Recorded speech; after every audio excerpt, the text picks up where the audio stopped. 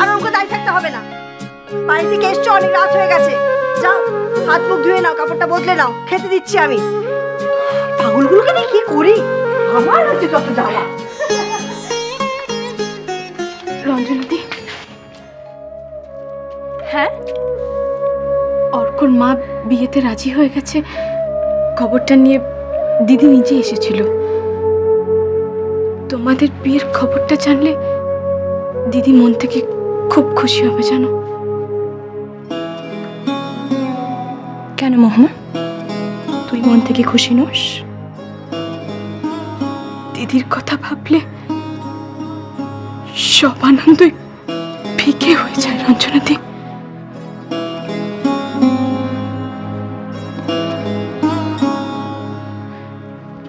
সত্যি নিখিলটা যদি এখন থাকতো।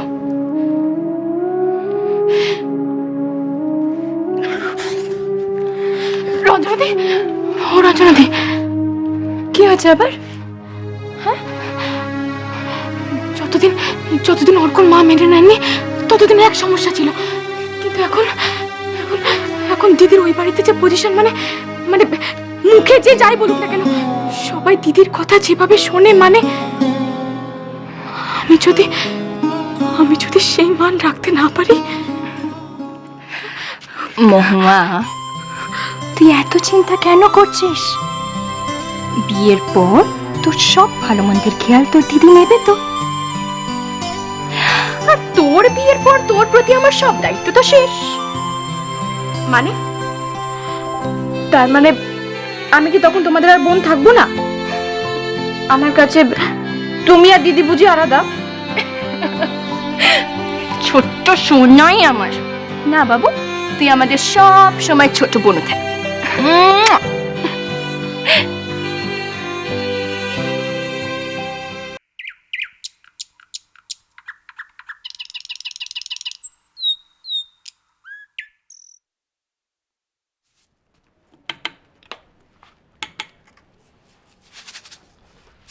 আরে আরে,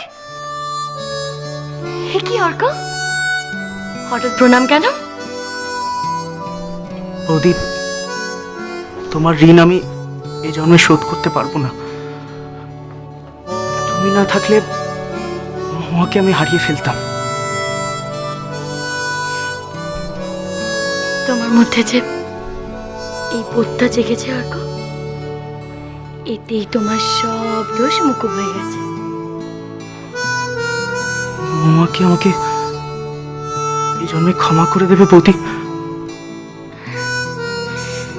আমাদের মহুয়ার একটু ধৈর্য কম, রাগের মাথায় মুখে যা আসে তাই বলে দেয়, কিন্তু ভেতরে ভেতরে ও কিন্তু খুব নরম মনের মেয়ে অর্ক। একটু সহানুভূতির ছোঁয়া, একটু ভালোবেসে কাছে ডাকা, পাশে থাকা, ব্যাস অমনি ও সব রাগ সব অভিমান গলে একেবারে জল।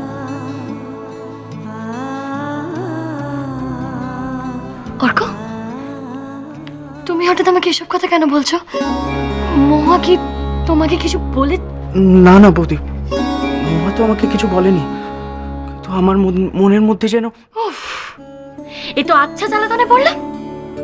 এই আমাদের বাইরের ঝামেলা মিটলো, এখন আবার মনের গোলমাল শুরু। উফ।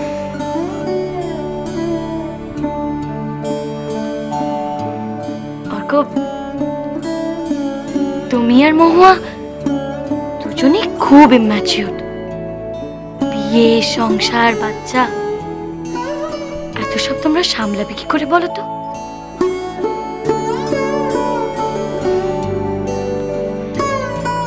তুমি আর মহুয়া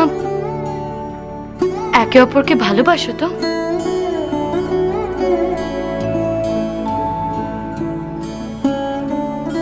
ব্যাস সেই ভালোবাসা দিয়ে তোমরা একে অন্যের পাশে থেকে একসাথে বড় হতে শিখবে, সংসারের সব ঝড়ঝাপটা একসাথে মেটাতে শিখবে। দেখবে একটা সময় আসবে যখন বিনা কথাতেই তোমরা একে অন্যের মনের কথা বুঝতে পারবে।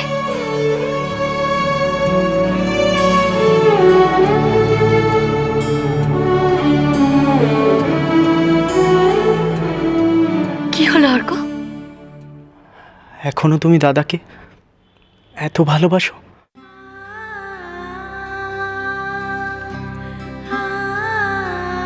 ভালো না বেশে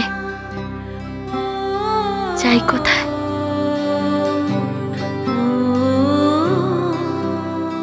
ভালোবাসা কখনো ফুরোয় না অর্ক।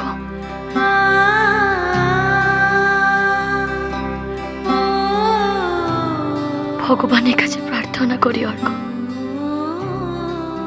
যেন তোমাদের জীবন দিয়ে তুমি আর মহুয়া মন থেকে এই কথাটা উপলব্ধি করতে পারো।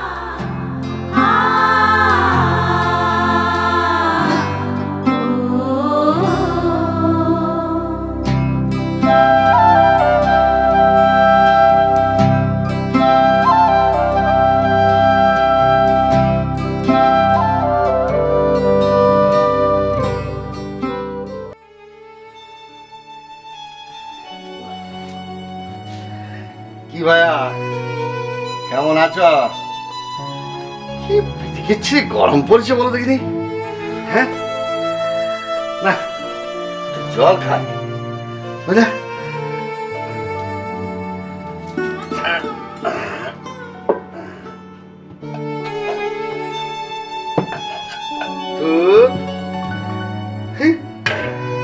একটুও জল নেই, দাঁড়াও একটু জলের ব্যবস্থা করছি।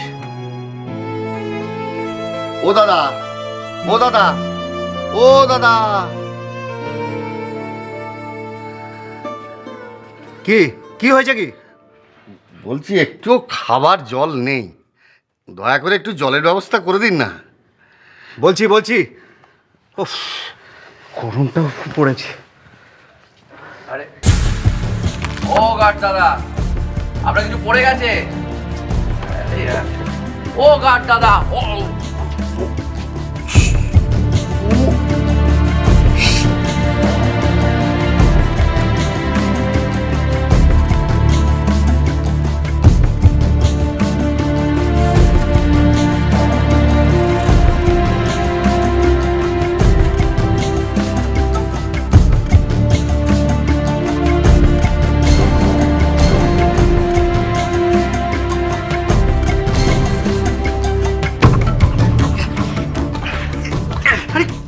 কি হয়েছে?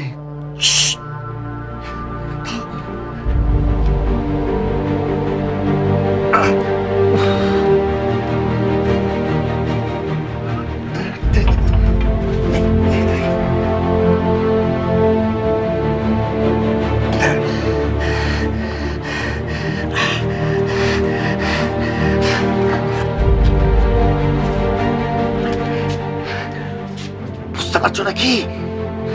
এটা তো গার্ডের মোবাইল। শুধু মোবাইল? এটা তোমার মুক্তির উপায়। মানে? তুমি ফোন করে তোমার স্ত্রীকে জানিয়ে দাও তুমি কোথায় আছো, তাড়াতাড়ি করো, দেরি করো না।